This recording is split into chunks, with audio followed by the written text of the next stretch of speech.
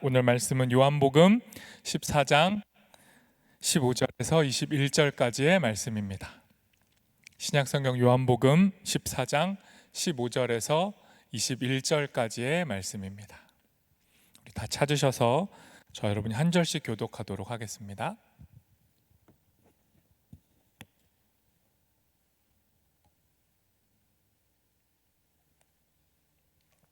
제가 먼저 하나님 말씀을 읽도록 하겠습니다. 너희가 나를 사랑하면 나의 계명을 지키리라.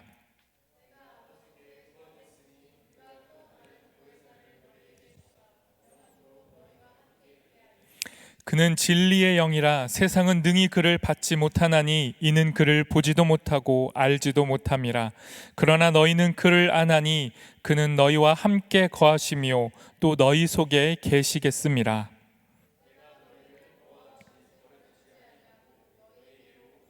조금 있으면 세상은 다시 나를 보지 못할 것이로되 너희는 나를 보리니 이는 내가 살아있고 너희도 살아있겠음이라.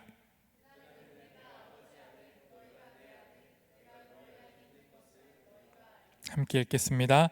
나의 계명을 지키는 자라야 나를 사랑하는 자니 나를 사랑하는 자는 내 아버지께 사랑을 받을 것이요 나도 그를 사랑하여 그에게 나를 나타내리라. 아멘.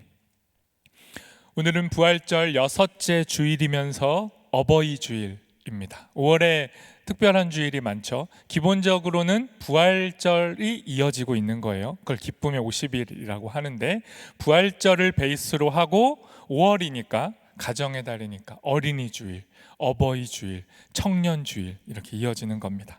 오늘은 그중에 어버이 주일인데요. 부활하신 예수님께서 우리에게 오늘의 말씀 속에서 부모님의 마음도 헤아려 볼 수 있는 시간, 기회를 제공해 주시기를 바랍니다. 오늘 말씀을 통해 주신 은혜를 함께 나눠보겠습니다.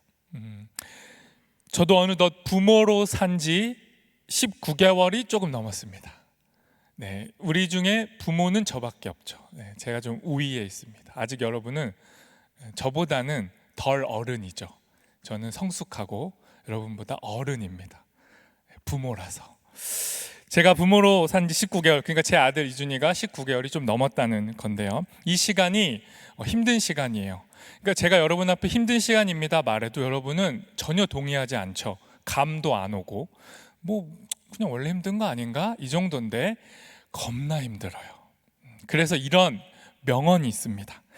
15개월에서 19개월 사이에 아이들이 부모님을 힘들게 하는데 18개월 된 아이를 향해서는 이런 표현이 있어요. 부모는 18개월 된 아이에게 1818을 입에 달고 산다. 이 시기는 별로 안 놀래네요.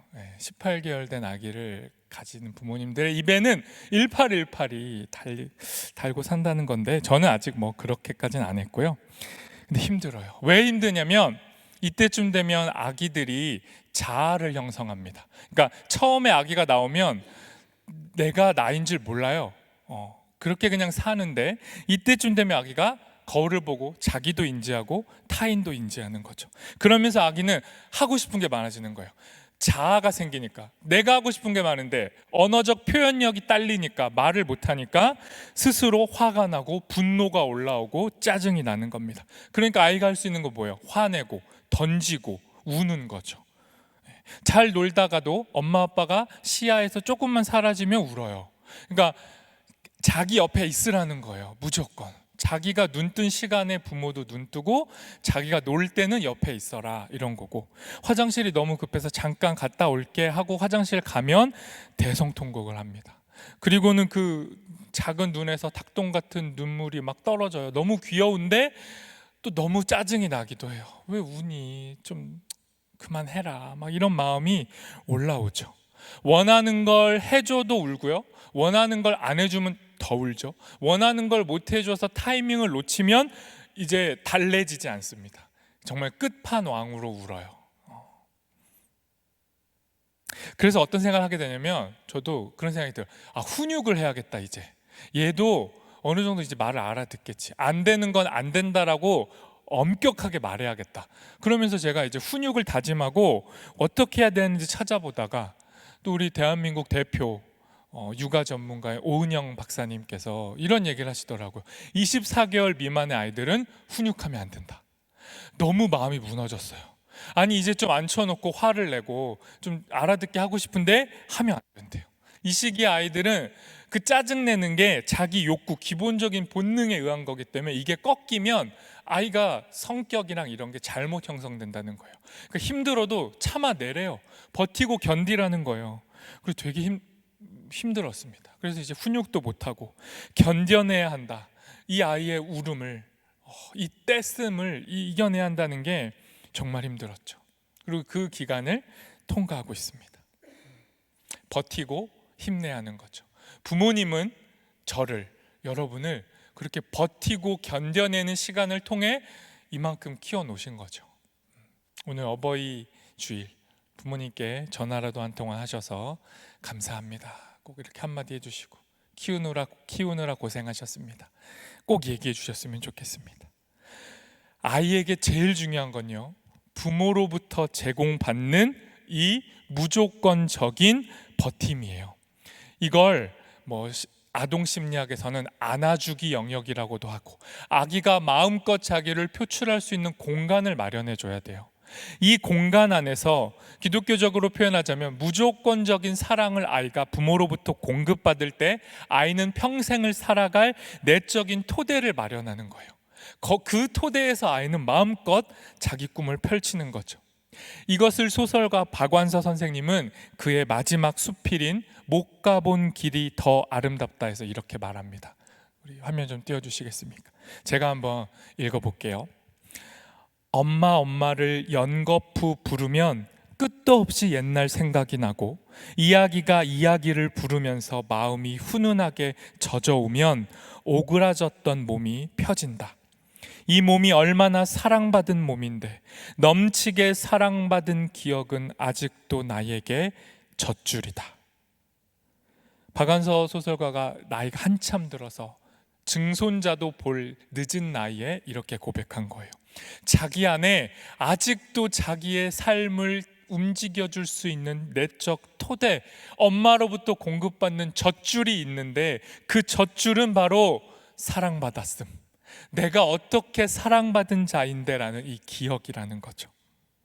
모든 사람의 진짜 부모, 참 부모이신 하나님, 그 하나님께서 성령을 통해 우리에게 공급하시는 사랑이 뭐냐면 이 엄마의 젖줄 같은 거예요.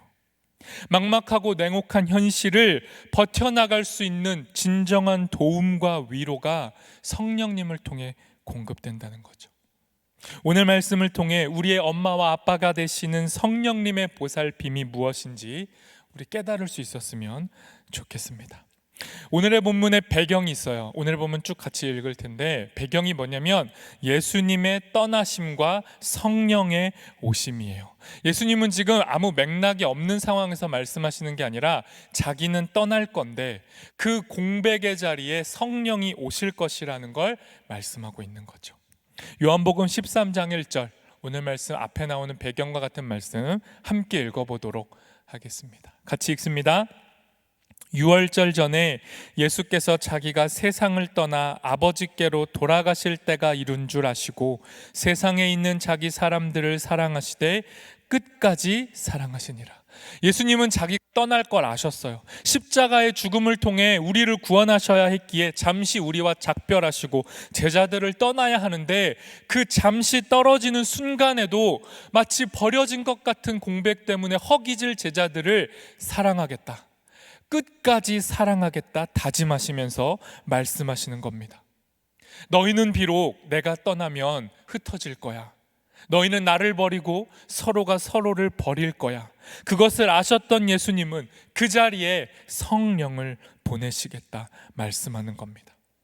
잠시 떠나시지만 그 자리에 성령이 올 테니 힘을 내라. 내가 너희를 끝까지 지키고 보호하고 사랑할 테니 힘을 내어 너희도 서로 사랑해라. 이렇게 말씀하신 거예요. 이 맥락 속에 오늘의 본문이 시작됩니다. 오늘 본문의 첫 절 15절 말씀 함께 읽겠습니다. 같이 읽습니다. 너희가 나를 사랑하면 나의 계명을 지키리라. 이제 예수님은 제자들 떠나실 거예요. 그리고 제자들에게 당부하신 게 뭐냐? 다른 거 아닙니다. 사랑이었어요. 예수님은 떠나시지만 성령이 오실 거고, 예수님과 함께 할 때보다 제자들은 더 많은 일을 할 거예요. 더 많은 일이 뭐냐면 사랑의 실천입니다. 예수님과 함께 할 때보다 성령과 함께 할 때 제자들은 더 많은 사랑의 계명을 실천할 수 있게 되는 거예요. 사랑은 수고이며 순종이며 실천입니다. 사랑은 동사예요. 사랑은 말로, 명사로 머물러 있을 때 아무런 힘을 발휘하지 않습니다. 요한일서 5장 3절에서 4절은 세 번역으로 읽어보도록 하겠습니다. 같이 읽습니다. 하나님을 사랑하는 것은 그 계명을 지키는 것입니다. 하나님의 계명은 무거운 짐이 아닙니다. 하나님에게서 태어난 사람은 다 세상을 이기기 때문입니다. 세상을 이긴 승리는 이것이니 곧 우리의 믿음입니다. 예수님이 나의 계명 지키라고 하실 때 그 나의 계명이 뭡니까? 나의 계명, 예수의 계명이 뭐예요? 예수님이 가르친 모든 말들, 예수님이 이 땅에서 전인격으로 뿜어내셨던 예수님의 매력, 예수님의 말과 행동, 사람을 대하는 태도, 수고로움을 견뎌내고 인내하셨던 예수님의 모든 가르침이 예수님의 계명이에요. 그걸 압축하면 단 하나입니다. 사랑. 예수님을 따르는 자들이 지켜야 할 예수님의 계명은 사랑이에요. 예수님은 지금 제자들에게 계명을 지키는 자, 사랑을 행하는 자들이 자신을 따르는 사람들이다 말씀하는 겁니다. 예수님이 단호하게 말씀하십니다. 너희가 나를 사랑한다면, 너희가 정말 예수를 사랑하는 그리스도인들이라면 나의 계명을 지킬 거야. 너네가 나 예수 믿어요, 나 예수 사랑해요라는 말로 너희를 지키는 게 아니라 너희가 사랑함으로 너희가 누구인지가 드러날 거야 말씀하셨고, 덧이어 이렇게 말씀하십니다. 이건 무거운 짐이 아니야. 사랑받는 자에게 하나님께서 성령을 더하실 것이기에 사랑 안에 있는 자들에게는 사랑의 계명이 실천될 수 있다, 이렇게 말씀하신 겁니다. 이어지는 16절 말씀도 같이 읽어보도록 하겠습니다. 16절 말씀 같이 읽습니다. 내가 아버지께 구하겠으니 그가 또 다른 보혜사를 너희에게 주사 영원토록 너희와 함께 있게 하리니. 예수님은요, 말로만 명령하고 끝이지 않아요. 우리를 너무 잘 아니까, 우리가 예수의 계명을 안 지킬 걸 너무 잘 아니까 이렇게 말씀하십니다. 내가 하나님 아버지께 구하겠다, 기도하겠다. 사랑이 연결되도록, 아버지 사랑이 나에게 그리고 너희에게로 연결되도록, 사랑이 지속되도록 예수는 친히 하나님께 기도하셨어요. 그 예수님의 기도의 결과가 뭡니까? 16절 말씀에 의하면 기도하니까 또 다른 보혜사가 오시는 거예요. 성경에서 보혜사라고 좀 어렵게 번역해 놨는데 파라클레토스라는 이 헬라어를 번역한 거예요. 근데 파라클레토스는 정말 많은 말로 번역될 수 있어요. 한글 성경은 이 파라클레토스를 보혜사, 보호하고 은혜를 베풀어 주시는 스승사자를 써서 이렇게 번역했는데, 원어의 의미는 이런 겁니다. 나를 곁으로 다가와서 변호해주고 지지해주고 응원해주도록 요청을 받은 존재, 이런 거예요. 내가 지금 위급한 상황이야, 내가 지금 불리해, 내 옆에 와서 나를 응원해줘, 날 변호해줘, 날 지지해줘, 날 격려해줘 라고 요청받은 존재가 보혜사예요. 그래서 보혜사는 상담자, 위로자란 뜻으로도 번역됩니다. 보혜사인 성령님의 도움과 위로가 우리를 버티게 하는 거예요. 그런데 여러분 기억하세요. 오늘 설교 제목이 도움과 위로. 성령님 하면 도와주는 분, 위로주는 분, 자꾸 이렇게 달달하고 감성적인 것으로만 우리가 번역하는 경향이 있는데, 성령은 우리에게 달달함을 주시는 분도 맞지만 성령의 도움과 위로는 이 달달함을 넘어서는 거예요. 성령이 우리를 돕고 위로한다는 건 우리가 죄에 빠져 있다라는 걸 직면하게 하는 거예요. 너희는 지금 위태하다. 너네는 죄에 빠져 있어. 너는 죄로 무너져 있어. 그리고 스스로는 그 죄에서 벗어날 수가 없어. 우리의 상태에 대한 정확한 문제 진단 그리고 해결까지 제시하시는 게 성령의 도움과 위로예요. 달달한 게 아니죠. 어떻게 보면 냉혹하고 정확해야 돼요. 그래서 굳이 비유하자면 성령의 도움과 위로는 법정에서 변호사보다 검사의 역할에 가깝습니다. 검사의 역할, 죄가 무엇인지 정확하게 진단하는 것, 그게 성령의 역할이에요. 그 모습이 요한복음 16장 오늘 본문 뒤에 있는 17절에서 11절에 등장하는데 우리 세 번역으로 같이 읽어보도록 하겠습니다. 요한복음 16장 7절에서 11절 말씀, 저 여러분 한 절씩 읽어볼게요. 검사와 같은 성령의 역할, 저부터 읽어보도록 하겠습니다. 그러나 내가 너희에게 진실을 말하는데 내가 떠나가는 것이 너희에게 유익하다. 내가 떠나가지 않으면 보혜사가 너희에게 오시지 않을 것이다. 그러나 내가 가면 보혜사를 너희에게 보내주겠다.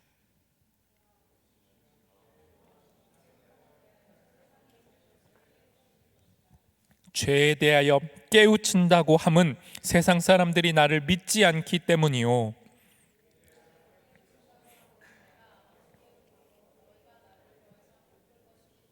같이 읽겠습니다. 심판에 대하여 깨우친다고 함은 이 세상의 통치자가 심판을 받았기 때문이다.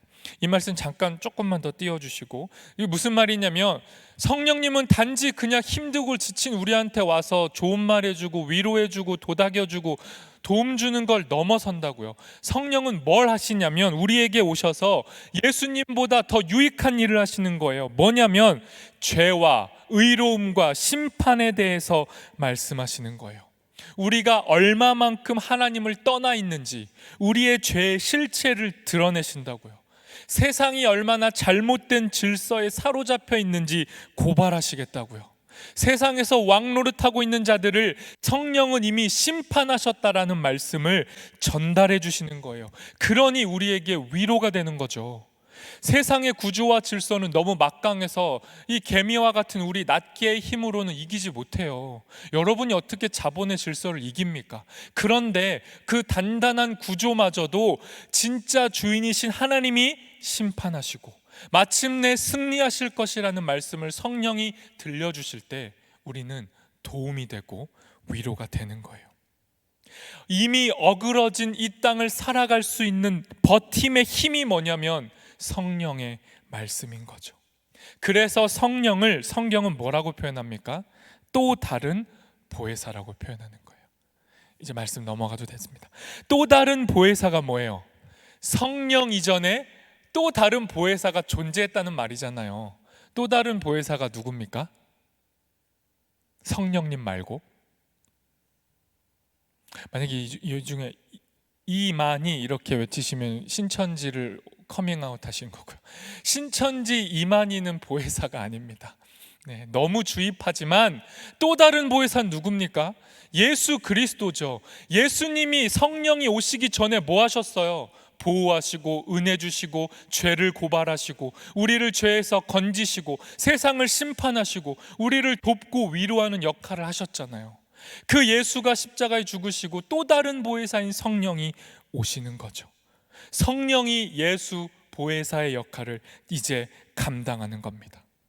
그러니 보혜사이신 예수님이 제자들 곁을 떠나지만 또 다른 보혜사인 성령이 오셔서 영원히 제자들과 함께 하시기 위해 예수님을 통해 시작된 하나님 나라, 이 땅의 하나님 나라와 이 땅의 나라가 충돌하면서 겪는 당혹스러움, 하나님 나라가 진짜 있나 의심하고 세상의 나라는 더 커 보이는 그 사이에서 어줍지 않게 흔들리면서 사는 우리를 도와주고 위로하기 위해 성령이 오시는 거라고요. 그러니 여러분이 제대로 살려면 여러분의 간구와 기도는 뭐예요? 성령님 오십시오. 성령님 도와주십시오. 이 간구가 남게 되는 거죠. 성령의 오심을 예수님은 뜨거운 감정으로 이렇게 표현합니다. 18절 말씀 읽어보겠습니다. 같이 읽습니다. 내가 너희를 고아와 같이 버려두지 아니하고 너희에게 오리라. 예수님이 뻔히 우리가 어떻게 살지를 아셨어요. 고아와 같이 살 거야. 너네 진짜 힘없이 살걸? 나를 의지한다, 나를 사랑한다, 나를 위해 죽겠다 큰 소리 치지만 내가 잠시 사라지고 보이지 않으면 너희는 비실비실 외롭고 고립되고 막막하게 살 거야. 아셨어요. 그런 고아 같은 우리를 버려두지 않고 너희에게 오겠다 말씀하시는 겁니다. 공동번역으로 다시 읽어보겠습니다. 예수님의 감정을 좀 더 표현해냈어요. 같이 읽어보겠습니다. 나는 너희를 고아들처럼 버려두지 않겠다. 기어이 너희에게로 돌아오겠다. 너희는 막막하고 두렵고 외로울 거야. 어떻게 살아야 되지? 이걸 입에 달고 살 거야. 그 당시 제자들만이 아니고 여러분이 그렇잖아요. 여러분이 하루에 내뱉는 말이 뭡니까? 여러분이 기도는 안 하겠지만 기도처럼 하나님 앞에 쏟아내는 탄식이 뭐예요? 힘들다, 죽겠다, 이걸 어떻게 계속하지? 이런 거잖아요. 그런 탄식 속에 예수님이 말씀을 들려주시는 거예요. 고아처럼 버려두지 않을 거야. 고아, 이 무슨 말입니까? 부모의 보살핌이 필요한데 그 보살핌이 결여된 존재, 부모로부터 이어받아야 할 심리적이고 정서적이고 육체적인 안정한 젖줄기가 끊어진 상태가 고아잖아요. 고아를 의미하는 헬라어가 오르파노스인데, 이 오르파노스는 아버지가 없는 상태 혹은 스승이 없는 제자들을 의미하는 거예요. 우리는 아빠 없는 존재처럼, 엄마 없는 존재처럼, 스승이 없는 존재처럼, 멘토가 없고 리더가 없어서 어떻게 살아야 할지 스스로는 목표를 상정할 수 없는 그런 연약한 존재들로 파편화돼서 이 시대를 살아간단 말이에요. 그때 예수님이 2000년 전에 오래된 말, 그 말이 아니라 오늘날도 유의미한 말로 우리에게 말씀하셨어요. 너희를 고아처럼 버려두지 않고 너희에게 기어이 기필코 다시 올 거다. 그리고 이미 다시 오셨어요. 근데 여러분의 삶의 태도를 봐요. 여러분의 속사람 영혼의 소리를 들어보라고요. 여러분이 그 성령으로 인해 만족합니까? 아니면 여전히 성령이 없는 존재처럼 한숨과 탄식으로 별 볼 일 없이 살아요? 여러분이 교회에 매주 찾아오는 게 목사인 제가 볼 때 기적이에요. 도대체 왜 오는 거죠, 교회를? 진심으로 이런 생각이 들어요. 왜 오지? 정말 주일에 오면 말씀으로 성령으로 채워지는 생기가 있나? 아니면 종교 습관? 갈 데가 없어서? 눈치 보여서? 아니면 이미 파악 끝났겠지만 또 새로운 존재들이 있을 테니까 새로운 연애의 어떤 씨앗을 찾기 위한 어떤 그런 몸부림? 왜 오는 거죠, 이 예배? 여러분을 살게 하는 건 성령으로 인한 도움과 위로 말고 없어요. 그걸 찾는다면 예배 자리로 와야죠. 그게 아니면 와도 의미 없습니다, 솔직히. 성령이 오신다라는 말, 성경은 세 가지로 말합니다. 예수가 부활해서 오셨다.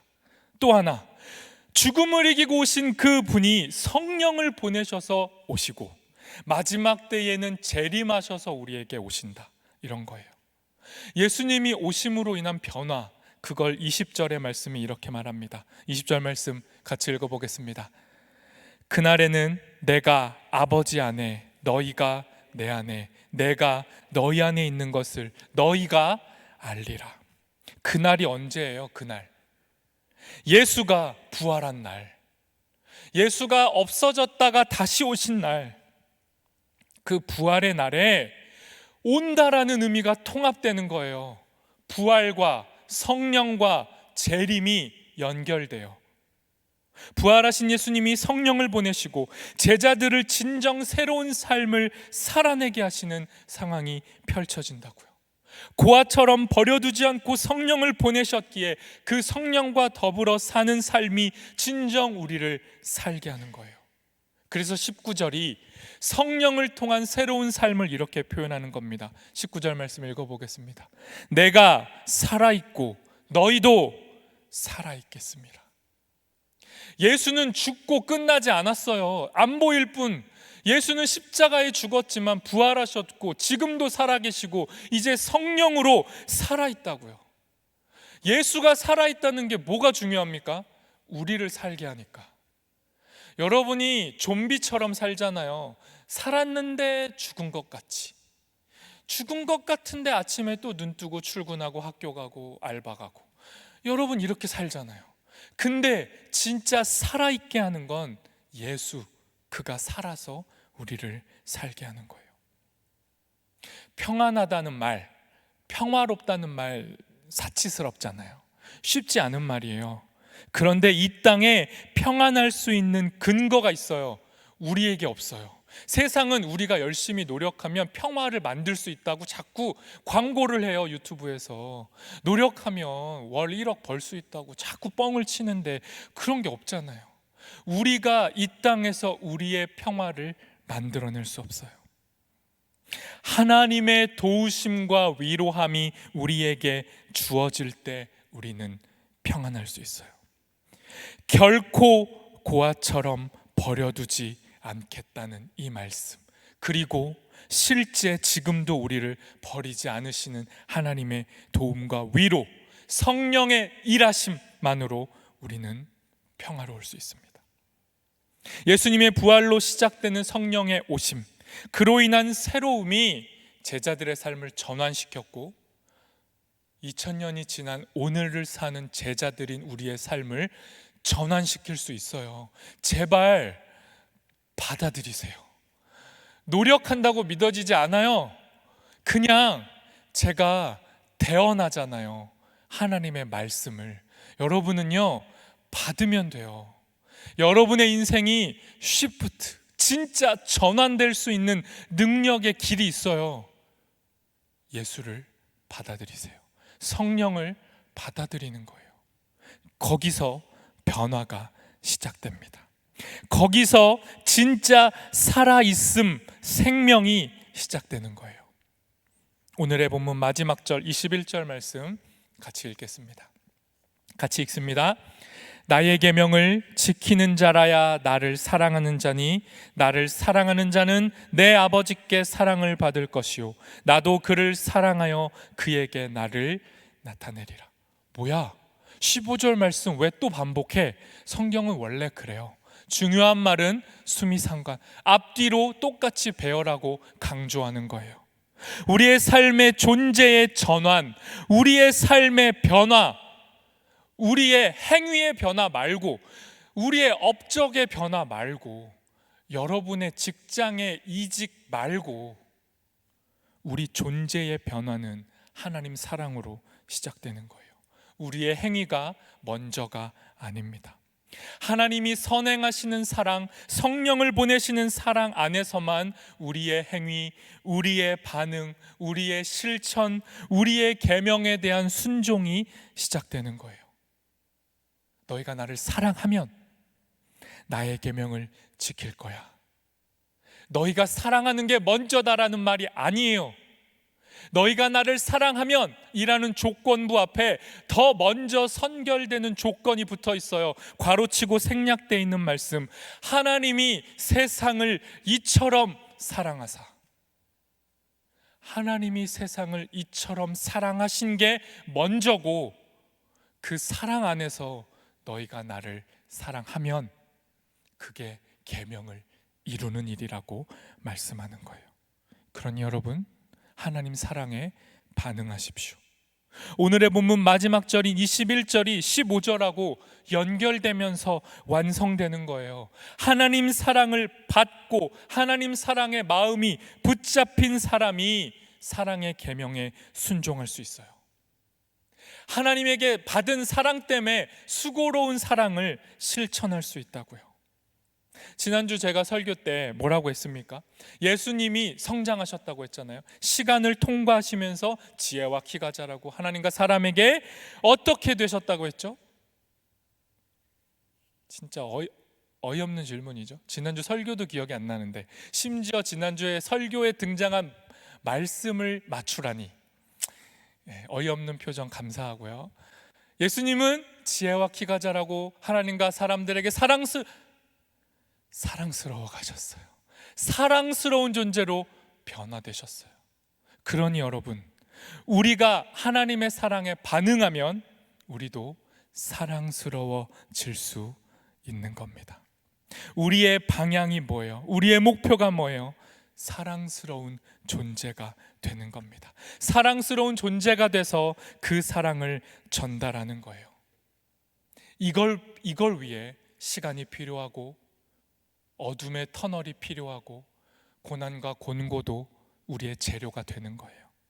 그 모든 상황 속에 성령이 오시는 겁니다. 그리고 우리를 돕고 위로하시는 거예요. 오늘의 말씀 정리할 건데 두 가지로 정리하겠습니다. 성령이 오셔서 우리에게 도움을 주고 위로를 주는 거예요. 성령은요, 돕는 분입니다. 우리의 현실에서 성령의 도움 안 느껴져요. 여러분, 잘 안 느껴지잖아요. 성령이 정말 여러분 도와줍니까? 안 느껴지잖아요. 그럼에도 신기하게도 하나님이 나를 도와주시지 않는 것 같은 그 경험, 하나님의 부재의 경험이 우리로 하여금 누군가, 절실히 도움이 필요한 누군가를 도와줄 때 우리의 그 막막함이 도움의 재료가 되기도 해요. 시편 22편 1절 말씀 읽어보겠습니다. 같이 읽어보겠습니다. 내 하나님이여, 내 하나님이여, 어찌 나를 버리셨나이까? 어찌 나를 멀리하여 돕지 아니하시오며 내 신음소리를 듣지 아니하시나이까? 하나님의 도움이 전혀 느껴지지 않는 완전한 버려짐의 상황에 예수가 놓이셨잖아요. 십자가 위에서. 근데 그 완전히 버려진 것 같은 도움이 끊어진 상황을 겪은 예수님이 뭘 할 수 있습니까? 우리를 도울 수 있어요. 그러니 여러분 인생에 이 처절한 절규가 터져 나올 때 너무 좌절하지 마세요. 여러분의 그 절규가 누군가에겐 도움이 될 수 있습니다. 예수님은 모든 이해되지 않는 도움의 손길이 끊어진 순간을 사는 우리에게 손을 내미시는 분이니까요. 데이비드 화이트라는 작가가 위로라는 책에서 이렇게 말해요. 읽어보도록 하겠습니다. 멋진 말입니다. 같이 읽어보겠습니다. 우리는 절대적으로 도움을 받아야만 하는 존재로 태어났기에 내밀어준 손들을 끊임없이 붙잡아야만 성장할 수 있다. 무슨 말입니까? 우리는 도움이 필요한 사람들, 우리는 누군가가 내밀어주는 끊임없는 도움의 손이 아니면 성장할 수 없어요. 그 끊임없는 도움의 제일 큰 손이 부모의 손, 어버이의 손이었고, 우리는 그 손들 때문에 컸는데 이제 좀 컸다고 우리 반응이 뭡니까? 도와주지 마세요. 도움받는 걸 되게 부끄럽게 여기고 도움받지 않는 게 성장한 어른의 조건이라고 착각하고 살아요. 그러면서 솔직히 도움 필요하잖아요. 아이는 태어나는 순간부터 끊임없이 도움이 필요하고 우리는 태어나는 순간부터 도움을 받아야 하는 존재입니다. 그리고 지금도 도움을 받고 있잖아요. 성령님의 도움을 받고 성령님의 마음으로 우리에게 오는 수많은 사람들의 손길이 우리를 키워내고 있다고요. 그러니 우리의 절망스러움, 우리의 연약함, 우리의 한계 때문에 한숨이 터져 나올 때 기억하세요. 우리의 한숨도 누군가를 돕는 통로가 될 수 있다. 우리를 도우시는 성령께서 우리의 한숨도 누군가를 위로하고 돕는 재료로 사용하신다. 기억하시기 바랍니다. 마지막, 성령의 위로함에 대해서 살펴보겠습니다. 방금 전에 제가 인용했던 데이비드 화이트라는 작가의 그 말 중에 이런 말이 있어요. 상상 속의 넓은 집, 상상 속의 넓은 집이 우리의 위로래요. 무슨 말이냐면 성경에 이런 표현이 있습니다. 요한복음 14장 2절 말씀 같이 읽어보겠습니다. 내 아버지 집에 거할 곳이 많다. 예수님께서 우리가 지금 우리의 눈으로 볼 수 없는 상상의 집을 펼쳐 보여주세요. 내가 너희에게 다시 올 건데 그때에는 아버지 집 거할 곳이 많은 그 집이 너희에게 주어질 거야. 그러니 이 땅에서 버텨내 라고 말하는 겁니다. 갈 곳을 잃어버린 것처럼 막막함이 우리를 찾아올 때, 노력해도 피할 곳이 없고 고통과 고난을 마주할 수밖에 없을 때, 그래서 마음이 더 이상은 견딜 수가 없을 때, 사랑하는 사람이 나를 갑자기 떠나버렸을 때, 나의 세계 전체가 무너져 버렸을 때, 세상의 무거움이 나를 짓누를 때, 그래서 내 인생의 방향이 흐릿해질 때, 우리에겐 넓은 집과 같은 넉넉한 위로가 여전히 공급되고 있다는 걸 기억하시라고요. 대한민국에서는 30평 이상에서 내 집으로 살 수 없을지라도 여러분, 우리에겐 아버지 집이, 넉넉한 집이 지금도 제공될 수 있어요. 성령을 통해. 제가 할 수만 있다면 청년들에게 위로를 주고 있는지도 몰라요. 전혀 그렇지 않을 수도 있지만, 근데 제가 어떤 청년에게 위로를 줄 수 있다면 그 위로가 뭐겠습니까? 제가 누군가를 돕고 누군가에게 위로할 수 있다면 그 위로가 뭐예요? 그건 도움과 위로이기 전에 제가 맞닥뜨린 저의 실패담인 거죠.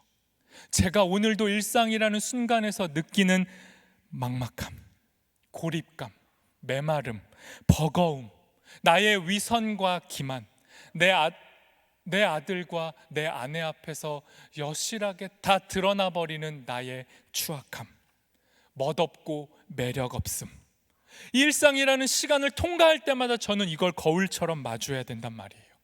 그러면서 무너지는데 그 무너짐이 끝이 아니라 그 무너지는 순간 속에 성령께서 돕고 위로하시기 때문에 저는 저의 이 실패담을 가지고 청년들을 돕고 위로할 수 있겠죠.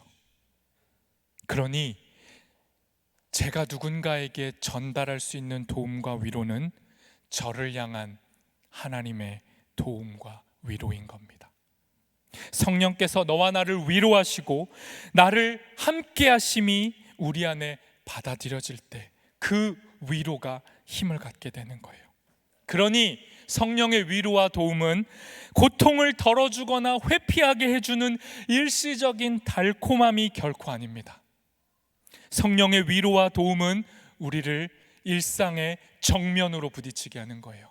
숨김없이 우리가 맞닥뜨려야 할 죄악된 현실 앞에 우리를 놓게 하는 겁니다. 그리고 그 현실에서 기도하고 움직이게 하고 사랑하게 하고 믿게 하고 소망하게 하는 겁니다. 우리의 시선을 빼앗아간 우상이 무엇인지를 보게 하는 거예요. 질문하는 겁니다. 날카롭게, 너 뭐 때문에 교회 오니? 너 뭐 때문에 기도하냐? 너 왜 예수를 사랑한다는 거야? 너 왜 헌금해? 너 왜 선행을 베풀어? 너 뭐 때문에 경건생활 하는 거야? 동정하는 거야? 그 행위를 통해 네가 돋보이고 싶은 거야? 뭐야? 우리의 정체를 고발하는 겁니다.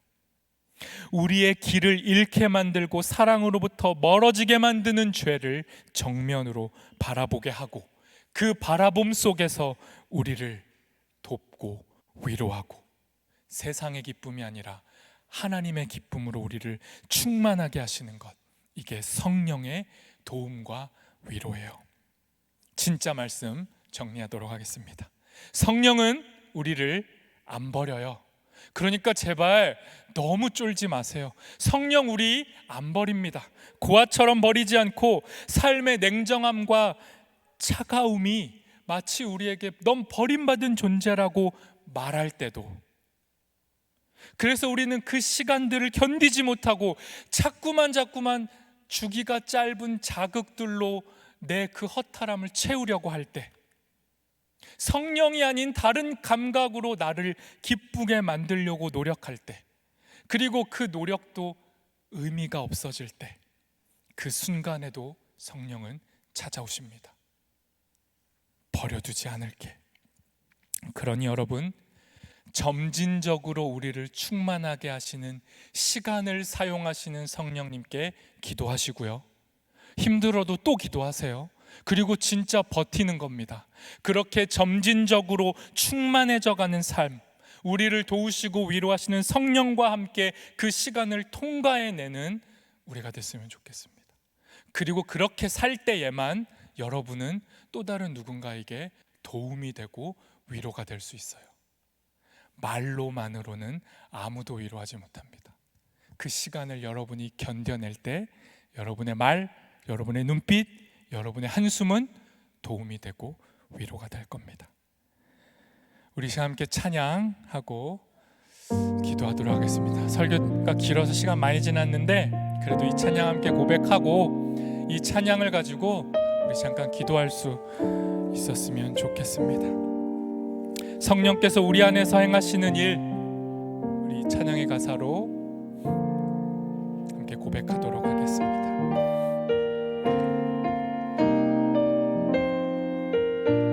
허무한 시절 지날 때, 허무한 시절 지날 때, 깊은 한숨 내쉴 때, 그런 풍경 보시며 단식하는 분이네. 고와 같이 너희를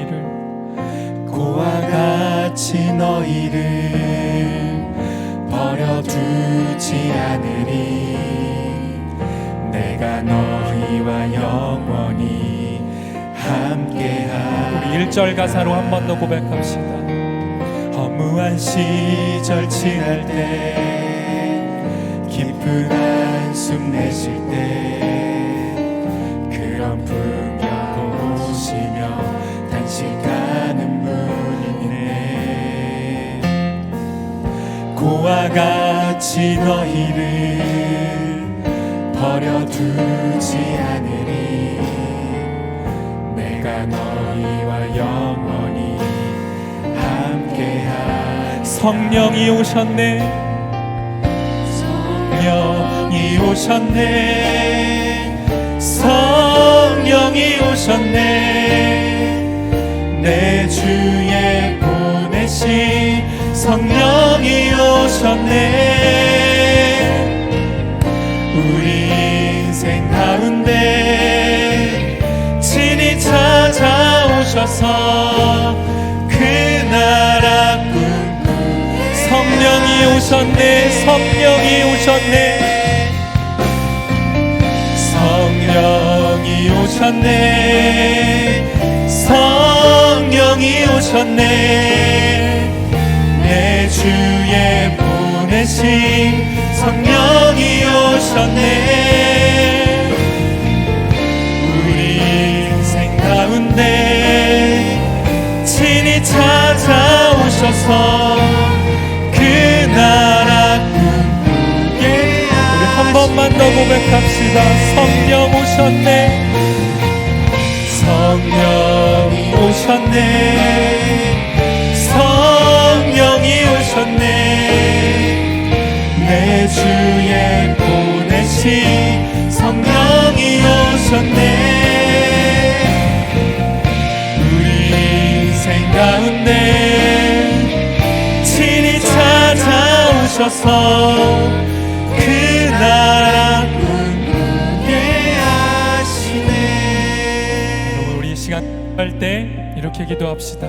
하나님, 성령이 친히 찾아오셨습니다. 기필코 기어이 우리를 찾아오셨습니다. 우리가 먼저 요청한 적도 없고 반드시 우리에게 와달라고 한 적도 없지만 우리를 너무 잘 아시는 하나님께서 가만히 내버려두면 고아처럼 버림받은 존재로 살아갈 것이 분명한 우리의 인생 가운데, 아니 지금도 교회에 오지만 신앙이 있다고 말하지만 고아처럼 버림받은 자처럼 힘없이 사는 게 우리인데 그런 우리에게 다시 말씀하시고 고아처럼 버려두지 않고 오늘도 너에게 다시 찾아가겠다 말씀하시는 주의 말씀에 반응하게 해주십시오. 주의 말씀을 받게 해주십시오. 주의 말씀을 믿게 해주십시오. 주님의 말씀이 내 안에 찾아와 주십시오. 우리 함께 기도하겠습니다.